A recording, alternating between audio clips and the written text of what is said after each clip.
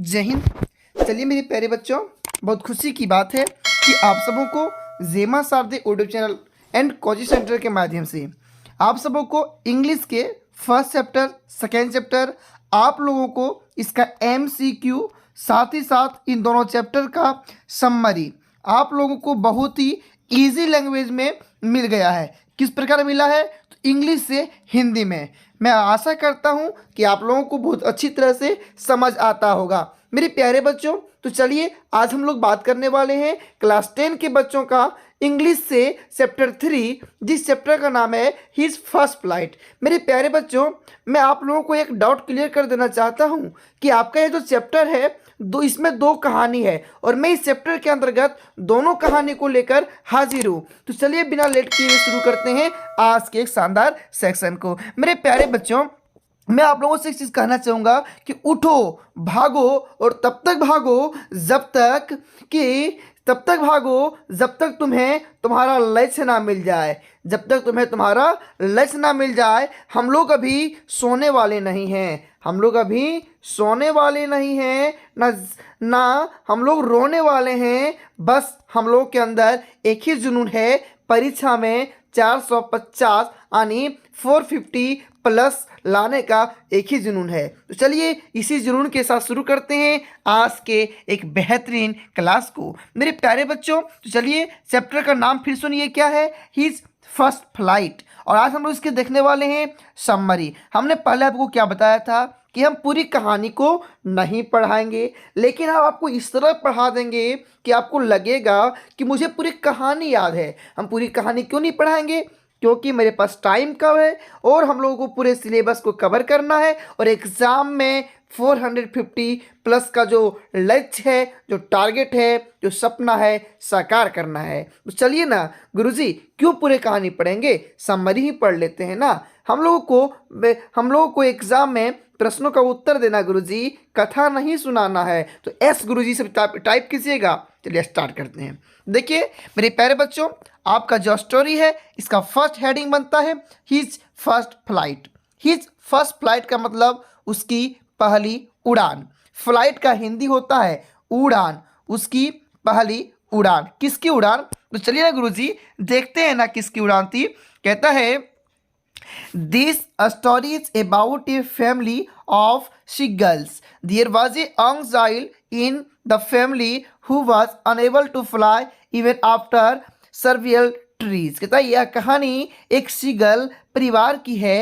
There was a young child in the family, और परिवार में एक छोटा बच्चा था जो काफ़ी कोशिशों के बाद was unable to fly even after several tries, यानी काफ़ी कोशिशों के बाद भी उड़ने में क्या था? अनेबल था, असमर्थ था। The story highlights the importance of family and friends in one light. कहता है यह कहानी किसी के जीवन में परिवार और दोस्तों के महत्व पर प्रकाश डालती है। इसके बाद यह it also give the message that one needs to believe in self to overcome all the hurdles of one life. मतलब कि यह संदेश देता है कि अपने जीवन की सभी बाधाओं को दूर करने के लिए स्वयं पर विश्वास करने की आवश्यकता। अन्य मेरे प्यारे बच्चों, शॉर्टकट में कहें तो this story is about a family of seagulls, यानी ये कहानी उस परिवार की है, किस परिवार की? तो सीगल परिवार की है, जिसमें एक बच्चा जन्म लेता है। पक्षी का एक बच्चा चूजे जन्म लेती है और जन्म लेने के बाद वह उड़ान नहीं भर पाती है। उसे डर लगता है कि हम गिर जाएंगे, हम मर जाएंगे।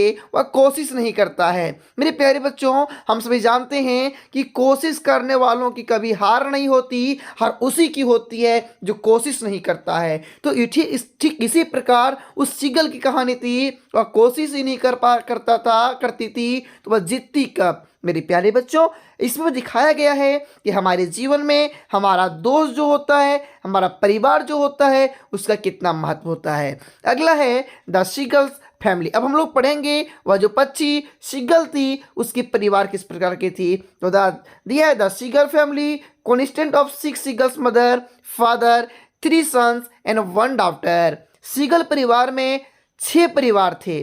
कितने परिवार थे? 6 परिवार थे, जिसमें से सीगल के माता पिता, 3 बेटे और 1 बेटी शामिल है। All of the expert the youngest son are expert in flying high. सबसे छोटे बेटे को छोड़कर सभी ऊंची उड़ान भरने में माहिर हैं। His parents have tried several times to teach him how to fly, but he's scared to do that and does not want to try anymore. He relies on the food that his parents bring back from their flights. उसके माता पिता ने उसे उड़ने सिखाने की कई बार कोशिश की, लेकिन वह ऐसा करने से डरता है और अब वह कोशिश नहीं करना चाहता। उस भोजन पर निर्भर है जो उनके माता पिता अपनी उड़ानों से वापस लाते हैं। फिर आगे कहता है, मेरे प्यारे बच्चों, इसमें दिया गया है कि वह सीगल का परिवार था, उसमें 6 लोग रहते थे। मेरे प्यारे बच्चों, कितने लोग रहते थे? तो आपका आंसर गुरुजी 6 लोग रहते थे। कौन कौन थे? माता पिता, 3 भाई और 1 छोटा भाई, 3 बहन और 1 छोटा भाई। तो कहेगा गुरुजी वह जो सीगल थी वह क्यों नहीं उड़ती थी? उसको डर लगता था, वह कोशिश नहीं करता था। तो गुरुजी वह किस पर निर्भर रहता था? तो आप लोगों का आंसर होगा कि गुरुजी उनके माता पिता जो कुछ भोजन लाते थे ना, उन्हीं पर वह आश्रित था। ठीक है, चलिए आगे बढ़ते आगे। कोई दिक्कत किसी को? अगर मेरे प्यारे बच्चों, अगर आप लोगों को किसी प्रकार का कोई डाउट हो तो हमें तुरंत कमेंट कीजिएगा, हम आपके डाउट को दूर करने के लिए आए हैं। ठीक है ना? आगे है अंग सिंगल्स फियर ऑफ फ्लाइंग। जो अंग सिंगल्स थी उसे उड़ान भरने में डर लग रहा था। FEAR, फियर का मतलब होता है डर, मतलब वह उड़ान भरने से डर रही थी। आगे दिया है the youngest sun is afraid of flying as he think that if he flies his wings would not support। यानी सबसे छोटा बेटा उड़ने से डरता है क्योंकि वह सोचता है कि अगर वह उड़ गया तो उसके पंख उसका साथ नहीं देंगे। His wings would not support, उसके जो पंख हैं उसका साथ नहीं देगा। Him and he would fall down in the sea below and drown। यानी वह सोचता है कि हम उड़ान भरेंगे और अगर मेरा पंख काम नहीं किया, सपोर्ट नहीं दिया, तो हम नीचे गिर जाएंगे। किसमें? समुद्र में। और SEA, सी का मतलब समुद्र में गिर जाएंगे और उसकी गहराई में समा जाएंगे। आगे दिया है even his parents have rebuked him, they even threatened him if he does not fly he would died of hunger but he does not try. यानी कहा गया है कि यहाँ तक कि उसके माता पिता ने उसे भी डांटा, मारा, पीटा, उन्होंने उसे धमकी भी दी कि अगर उसने उड़ान नहीं भरी तो वह भूख से मर जाएगा, लेकिन उसने कोशिश नहीं की। मेरे प्यारे बच्चों, यानी जो सीगल की जो सबसे छोटा बेटा था वह उड़ना चाहता था, लेकिन अंदर से उसे डर था कि अगर हम कहीं उड़ान भर गए, ऊपर उड़ गए और मेरा पंख अगर साथ ना दे, क्या करे कि अगर मेरा पंख मेरा साथ ना दे तो हम समुद्र में गिर जाएंगे। कहाँ गिर जाएंगे? सी में, समुद्र में गिर जाएंगे, उसकी खाड़ी में समा जाएंगे। यहाँ तक कि उसके माता पिता ने उसे धमकी भी दिया। उसके माता पिता ने क्या दिया? धमकी दिया। क्या धमकी दिया? कि अगर तुम उड़ान नहीं भरते हो तो हम लोग तुम्हें खाना नहीं देंगे और तुम्हें भूखा मरना पड़ेगा। लेकिन वह जो था सीगल, बोधा, तुम्हारे सा बोधा था। तुम जानता ही बिना पढ़े लिखे 450 नहीं आएगा, फिर भी तुम नहीं पढ़ता है। उसी प्रकार वह था, वह जानता है कि हम अगर उड़ान नहीं भरे खाना नहीं मिलेगा, और वह फिर भी वह कोशिश नहीं करता था। इसी प्रकार तुम भी हो, तुम भी अपने पढ़ाई मेहनत नहीं करते हो, लेकिन करना चाहिए ना। आगे दिया है parents live on singles alone. अब पेरेंट्स उसे क्या कर देते हैं? छोड़ देते हैं। किसको? उस सिंगल को, अकेले। After so many failed attempts his parents leave him alone on the rock without food. इतने असफल प्रयासों के बाद उसके माता पिता उसे बिना भोजन के चट्टान पर क्या कर देते थे? अकेला छोड़ देते थे। They even taunt him for his cowardice. The young seagull looks at the brothers and sister enjoying swimming, diving in the sea water for fish to feed themselves, but no one comes near him to offer food. यानी उनके जो parents थे, माता पिता थे, उसे अकेले छोड़ देता था बिना कुछ खाए पिए दिए हुए। वे उसकी कायरता के लिए ताने भी मारते थे। युवा सिंगल अपने भाइयों और बहन को तैरने का आनंद लेते हुए देखता है। मछलियों को खिलाने के लिए समुद्र के पानी में गोता लगाता है, लेकिन कोई भी उसके पास भोजन देने के लिए नहीं आता है। आगे है हंगर एंड हिट इंक्रीज। अब क्या होता है, उसे भूख लगता है, हिट इंक्रीज होने लगता है, मतलब एज द टाइम पासिस, जैसे जैसे समय बीतता गया, the young single could not tolerate the hunger and the heat. वह जो सिंगल था भूख और गर्मी बर्दाश्त नहीं कर सका। He moves closer to the leads and pretend to fall asleep but nobody takes notice of him। मतलब उसे गर्मी भूख बर्दाश्त नहीं हुआ, वह किनारे के करीब जाता है और सो जाने का नाटक करता है, लेकिन किसी ने उसकी सुध नहीं ली, उसकी कोई खबर नहीं ली। His brothers and sister have already had hearty breakfast and father seems busy in admiring and cleaning the feathers on his back. The father looks at him and tries to tempt him with piece of fish. His binging and crying does not affect her. Does not affect her. मतलब उसके भाई बहन के जो पेट थे पहले नाश्ता कर चुके थे, भर चुका था, और पिता उसकी पीठ पर लगे पंखों को निहारने और साफ करने में व्यस्त लगता है। माँ उसे देखती है और मछली के टुकड़ों से लुभाने की कोशिश करती है। उसके गिड़गिड़ाने और रोने का उस पर कोई असर नहीं पड़ता। किस पर? उसके माता पिता पर। आगे है young seagull dives for food. Young seagull dives for food, मतलब the young seagull gulls was very hungry. वह जो यंग सिंगल थी वह बहुत भूखी थी। क्या थी? बहुत भूखी थी। He was surprise and up at his mother's encourage of his fateful conditions. वह इतना नाटक करती है ताकि उसके माता पिता के ध्यान पर आकर्षित हो। थस जबकि he divides for food, he begins to fall down with the screams as soon as he dives। मतलब कहा कि जुआ सिंगल भूखा था, अपनी दयनीय स्थिति के बारे में अपनी माँ की अभिज्ञता उसे काफ़ी आश्चर्यचकित हुआ। इस प्रकार वह भोजन के लिए गोता लगाता है। गोते लगाते ही वह चीख के साथ नीचे गिरने लगता है।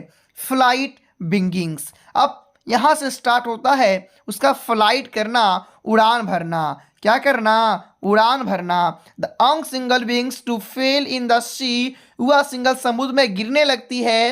He is afraid for drowning. वह डूबने से डरता है। So he tried to spread his wings outwards and beginning flying. इसलिए वह अपने पंख बाहर की ओर फैलाने की कोशिश करता है और क्या करने लगता है? फ्लाइंग करने लगता है, उड़ने लगता है। He feels a little dizzy but all his fear वेनेसेड।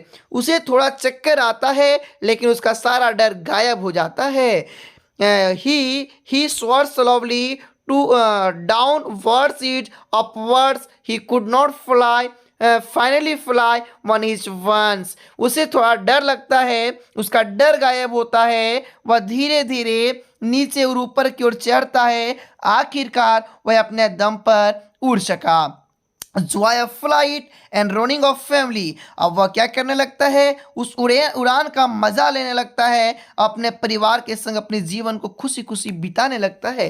The single become so happy and shots higher calling गा गा गा। It was really a joyous moment for the whole family. His brothers and sisters along with his parents come near to encourage and cheer him। The young single successfully made his first flight। Single बहुत खुश हो जाती है और गा गा गा कहकर उच्च उड़ान भरती है। और वास्तव में पूरे परिवार के लिए एक खुशी का पल था। उसके भाई और बहन उसके माता पिता के साथ उसे प्रोत्साहित करने और खुश करने के लिए पास आते हैं। युवा सिंगल ने सफलतापूर्वक अपनी पहली उड़ान भरी। अरे मेरे प्यारे बच्चों, इससे साफ यह प्रकट होता है कि अगर हम डरेंगे तो कुछ नहीं कर सकते हैं, लेकिन अगर मन में साहस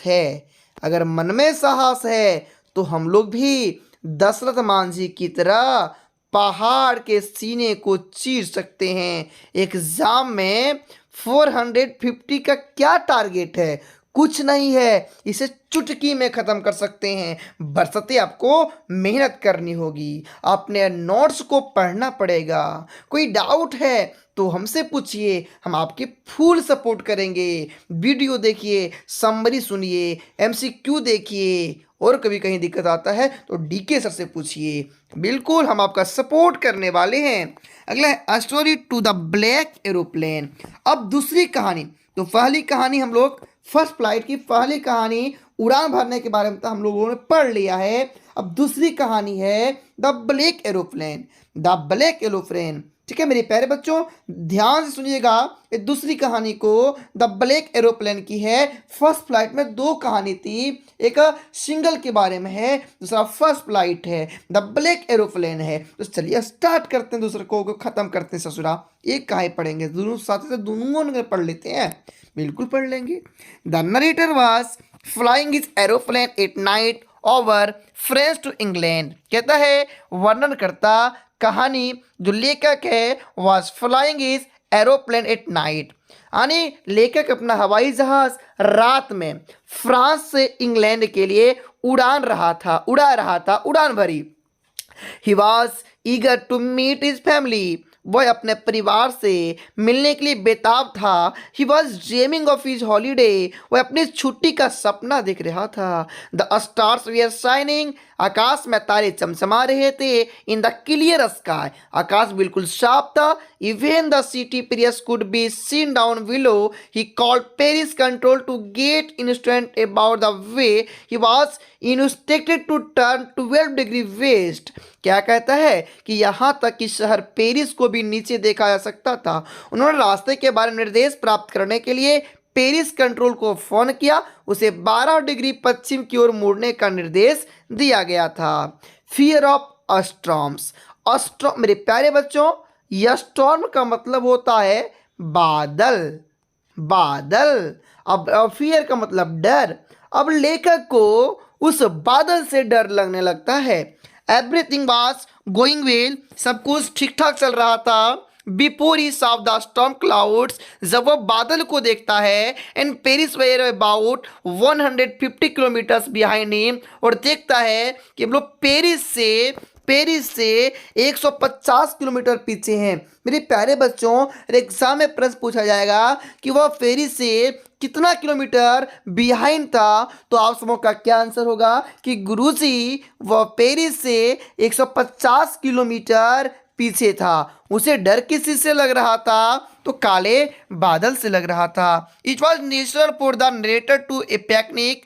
ही knew that it was not possible to fly up and over the storm cloud. He was confused for a moment. यानी कहता है वह जानता है कि उड़ना और तूफानी बादलों के ऊपर से उड़ना संभव नहीं था। वह एक पल के लिए असमंजस में पड़ गया, सोचने लगा। ये risky but brave decision of the author. कहता है वह था रिस्की था लेकिन एक बहादुरी का डिसीजन था। As everything was fearful at the moment. जैसा कि उस समय सब कुछ भयभीत था, narrator decided to risk and fly into the storm. कहता वर्णन करता लेखक ने जोखिम उठाने का फैसला किया, but everything went out of control. और तूफान भी उड़ गया लेकिन सब कुछ नियंत्रण से बाहर हो गया। आउट ऑफ कंट्रोल, नियंत्रण से बाहर हो गया। The compass as well as weather instrument stopped working. उनके जितने भी उपकरण थे सबों ने काम करना बंद कर दिया। He was unable to see outside the plane as the plane was jumping and twisting in the air. He tried to control pace control but could not. He was lost in the storm. कहता वह विमान के बाहर देखने में असमर्थ था क्योंकि विमान उछल रहा था और हवा में घूम रहा था। उसने पेरिस कंट्रोल से संपर्क करने की कोशिश की लेकिन नहीं हो सका। वह तूफान में खो गया। He was lost in the storm. वह तूफान में खो गया। ए ब्लैक एरोप्लेन अपीयर्ड। अब क्या होता है, एक ब्लैक एरोप्लेन वहां प्रकट होता है।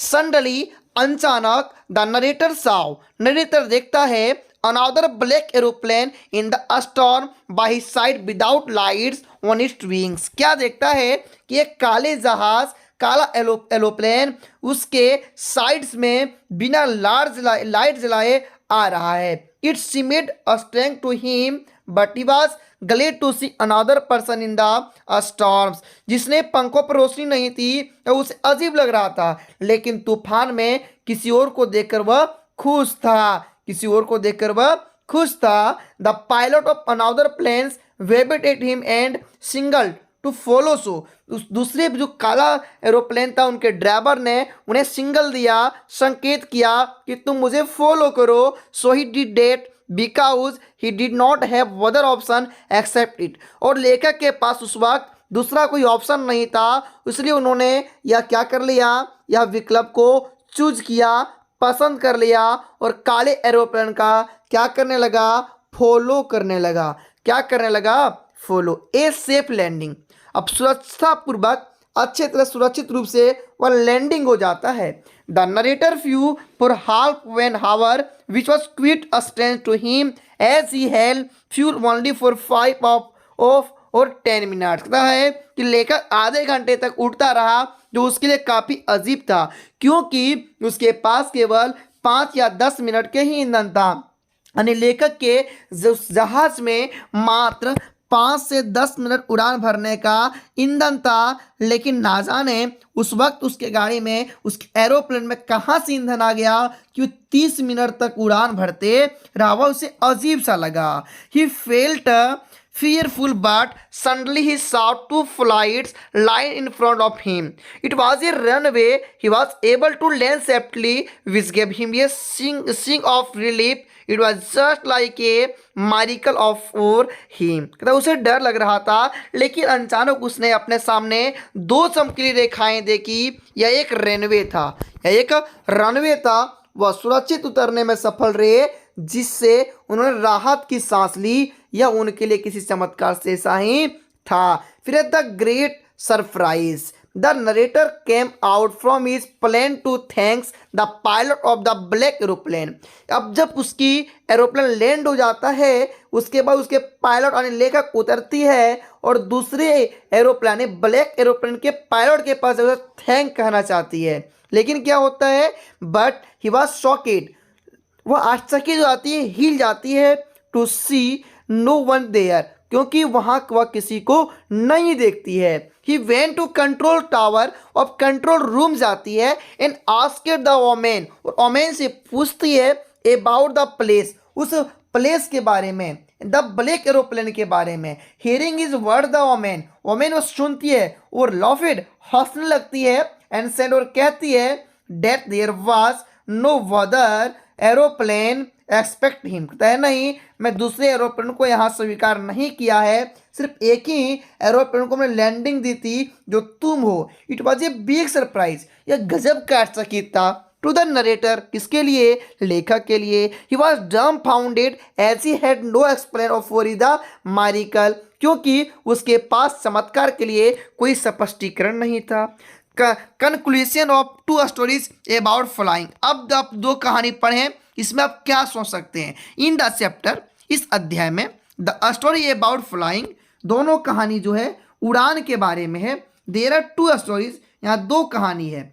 That teach us that inner strength and determination in necessary to overcome fear. क्या कहता है कि जिससे हम सीखते हैं कि डर पर काबू पाने के लिए यांत्रिक शक्ति और दृढ़ शक्ति आवश्यक है।